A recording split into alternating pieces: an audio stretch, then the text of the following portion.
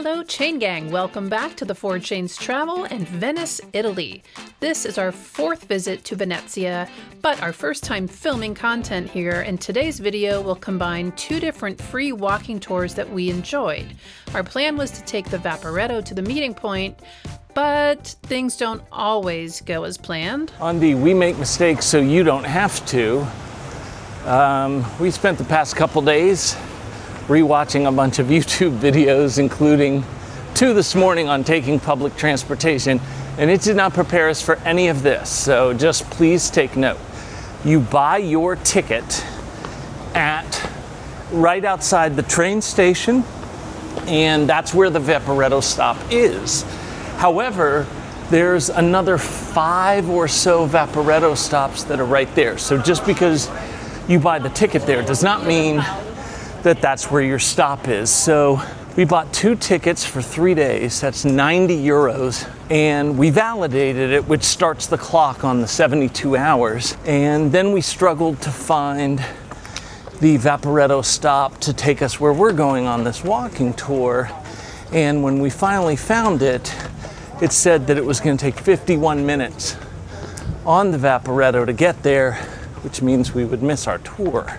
Yeah, and now keep in mind, this is our 4th visit in Venice. I would say make a lot more preparation than maybe you think. Don't just, oh, I want to go here, and there's a Vaporetto stop everywhere, but you need to know how long it's going to take when planning your trip. Yeah, you got to wait in the line. You don't know how often the Vaporettos are coming. So now granted, a water taxi is much more expensive than a 3-day Vaporetto pass, just one trip on a water taxi. So that definitely cancels out the aspect of being the free walking tour. So that would just be crazy to pay that amount of money. Plus, free walking tour, if they do a good job, you definitely want to be tipping them. So anyways, as we always say, we make mistakes so you don't have to. Okay, we made it in time to get a coffee for Angie and a water for me, and now we're going on a walking tour of the Dorso d'Oro hardback area. So our tour guide seems nice. We're gonna try to hug the shade. How you feeling after that coffee, honey? Okay. Starting our tour on the Grand Canal, and that's one of the 4 bridges that crosses the Grand Canal.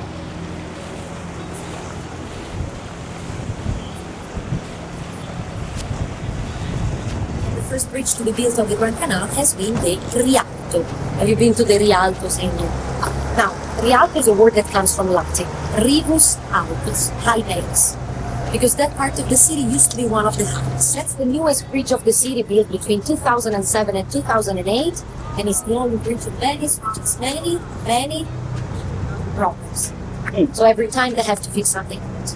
And it's the newest bridge. And it costed 11 million. And in Venice, there are bridges that are 100 years old and bridges. So Venice seems like an island to most people who haven't been there, but when you get here, you realize there's actually 120 islands. And that's why all these bridges bridge the gap between the islands. Now you'll notice the bridge part looks ancient and then the railings look modern, and that's because when the Hungarians conquered Venice, they didn't have the boat infrastructure, and so bridges were more important to them, and so they built the railings on all of these. So all the railings were built after the bridges itself, and now that there are 20 million tourists for 50,000 residents, it's probably a good idea that we have that.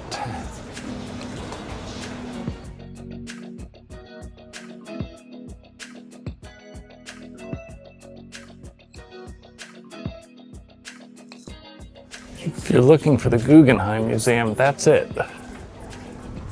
We just said that in Venice, life It's the most nondescript museum entrance ever.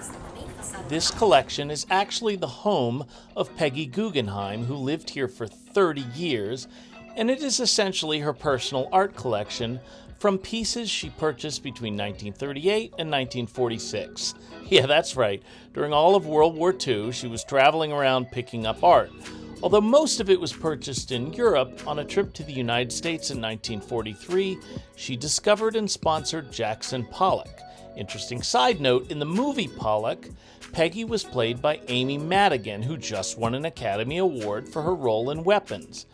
Anyway, when Miss Guggenheim died, her house was willed to her foundation, who in turn made it into a permanent museum. The more interesting building is Palazzo Dario, which is only a 1-minute walk from the rear entrance of the Guggenheim. If it looks familiar, it may be because Claude Monet discovered the beauty, and his impressionist paintings of the scene hang in museums around the world. Or maybe you know it because it was considered for a season of American Horror Story until it went on sale in 2025 for 20 million euros. This would actually be a great bargain for a 9-bedroom palace with one of the most beautiful views in the world if it weren't for the minor inconvenience that it tends to completely destroy the lives of its inhabitants. It has been on sale for a year, so maybe people have figured it out. Venice's cursed palace is not a good place to buy. Supposedly, it's built on top of the graves of members of the Knights Templar. Giovanni Dario built it, became bankrupt, and watched most of his family die horrible deaths very quickly there. Count Filippo Giordano bought it and was promptly murdered by his lover, who made the mistake of sticking around to live there until he was mysteriously and very violently murdered. When Kit Lambert read an article about it, he is the manager of the rock band The Who, he just laughed and picked it up for a great price, but after staying there for a few days, he didn't think it was so funny and he left, but it was too late. He faced bankruptcy and an untimely death anyways. Raul Giardini didn't know any better, and his deal was even more attractive. But then he also became bankrupt, and he didn't want to be murdered, so he just committed suicide. You get the idea. It's beautiful to look at, but don't go inside. Chiesa di San Giorgio.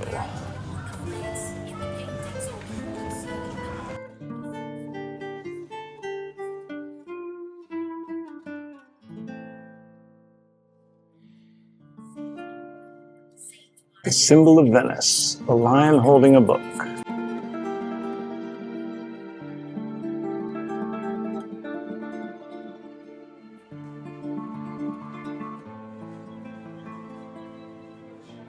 Santa Maria della Salute, translated as Saint Mary of the Health, is not as famous as St. Mark's Basilica, but is the church most associated with Venice in a visual sense, because anyone who has had the unforgettable experience of entering Venice from the airport or train station by water passes this church and it becomes ingrained in their memory.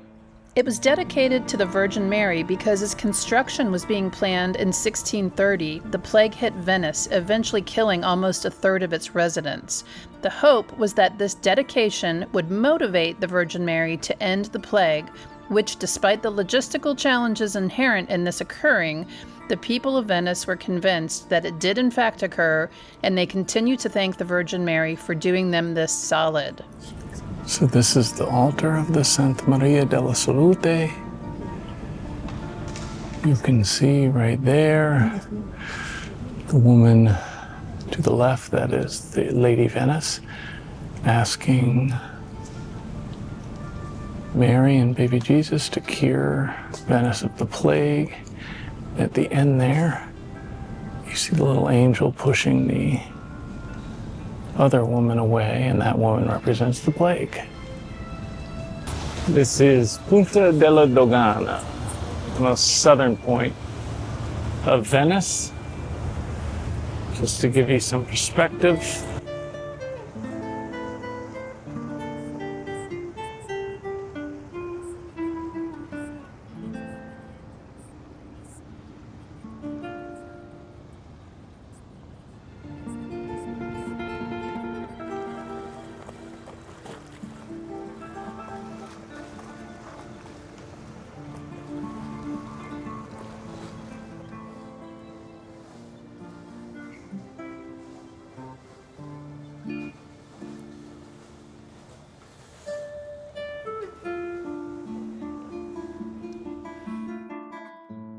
I think that's enough of the Dorsoduro district. Are you guys ready to move to the districts of Cannaregio and Castello? I thought so. So now we move to our day 2 walking tour highlights. The meeting point of this tour is Chiesa di Santa Maria della Fava, where the Hotel alla Fava is also located, and they both take their name from this small bridge, and this bridge provides a high traffic point for gondolas. The church was first built around 1500 but was demolished a couple hundred years later. The current church was completed in 1750, but a fun activity while you wait for the tour to start is to hear the gondoliers give wildly different ages for the church, ranging from 250 years to 2,000 years. I just kind of wonder whether gondoliers entertain themselves with random made-up facts to tourists, so let me know in the comments if you've also noticed this. I hope I just happened to be at a bad spot to see that kind of thing. Nobody cares about that stuff, Jim. Let's just go to Marco Polo's house. Okay, fine. I want to see that too.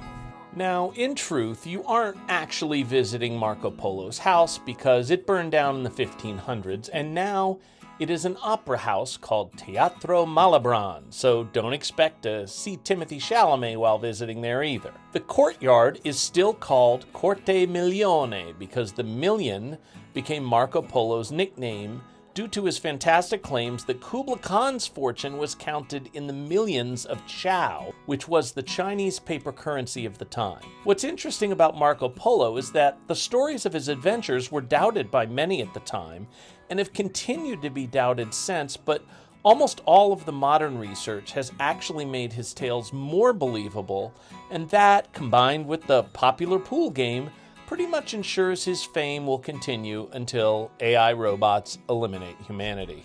You are brave and you come here at night to Marco Polo Bridge and you look in the water, you can see the ghost of Marco Polo's wife, who, when he was kidnapped in Genoa and imprisoned, she was told that he was killed. So she threw herself from the window of that building into the lagoon and drowned. But I'm certainly not going to come back here at night because I am scared of ghosts. I want to come back. Even in Venice, dogs have vlog.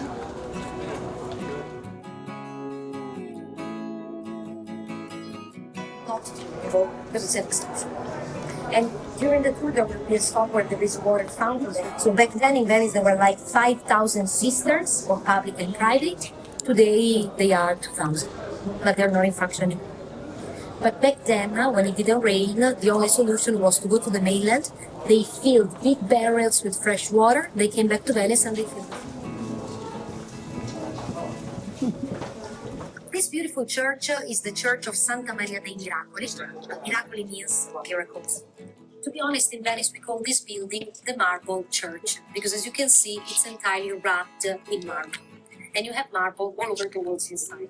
Unlike many other buildings in Venice that have all been overlapped with different styles throughout the centuries, this one was practically untouched, because it was designed, built, and decorated by one only architect. And this happened between 1481 and 1489. The architect who designed this building is called Pietro Lombardo, and is considered one of the most important architects for Renaissance style in Venice. Imagine that he designed this building upon commission of a merchant from Milan who lived in Venice, because this merchant owned a painting that represented the Holy Mary with baby Jesus, so a very common subject at the time. But Venetians believed that that painting was miraculous, so they wanted to build something to protect it.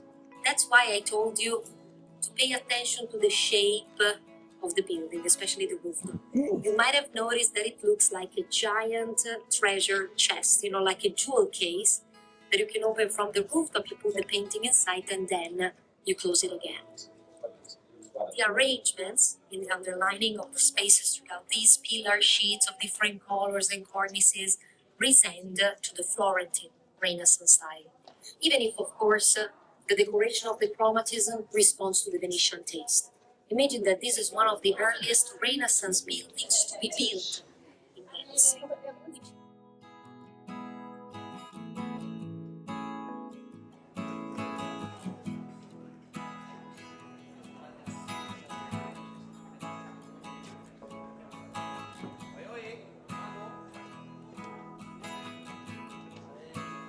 Of course, you can't go to Venice without mask shopping, even if it is just window shopping. If you actually intend to buy a mask, I would purchase from a shop like this and get a handmade Venetian version instead of a cheap street version, which has probably been made in China.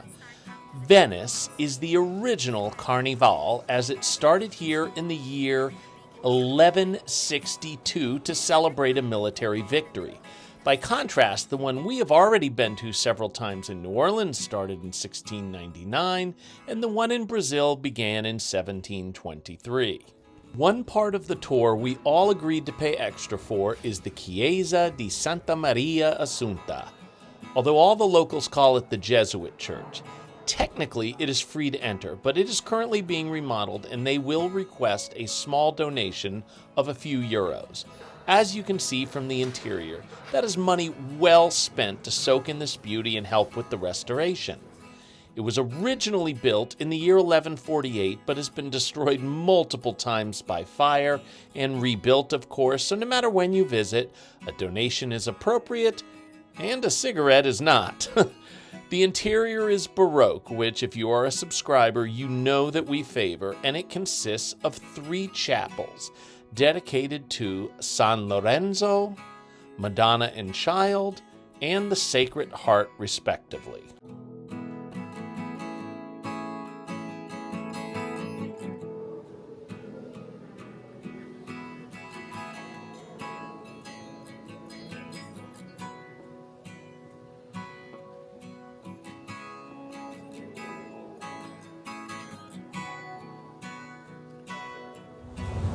Okay, this right here is San Michele Island, but it's really just a cemetery, and that's Napoleon's doing because he felt the sanitary way was to keep the dead away. So that's where all the dead are buried. And then if you go on one of those tourist tours to Murano to see glass blown, it's that island over there, Murano. After 1 spritz, not 2. No railings. We mentioned earlier the Austrians added guardrails, but not to this bridge, so a lot of people try to get their picture there. Angie said she'd had too many spritzes. Jim hasn't had any spritzes yet today, but still, it's Jim, so... But I have no sense of balance. The grandeur of Venice. I have a lot more to say about the good, the bad, and the ugly of Venice, so this video is the spoonful of sugar, but we have some medicine coming up. I mentioned Murano, but that is my least favorite Venice day trip, so we have a video coming out about our favorite. We also have a travel guide video coming to provide some do's and don'ts from our 4 visits here. But next week, we have a video to explain the tricks of the trade for affording this kind of travel lifestyle, especially considering the increases in airfare that have been so dramatic lately. Not to mention the market, and I see as I'm recording this voiceover that our personal account has lost $32,000 today. I'm not super worried, but it sure would help to like and subscribe to the 4 Chains Travel, and we will see you every Friday at 8:30 a.m. Eastern Time.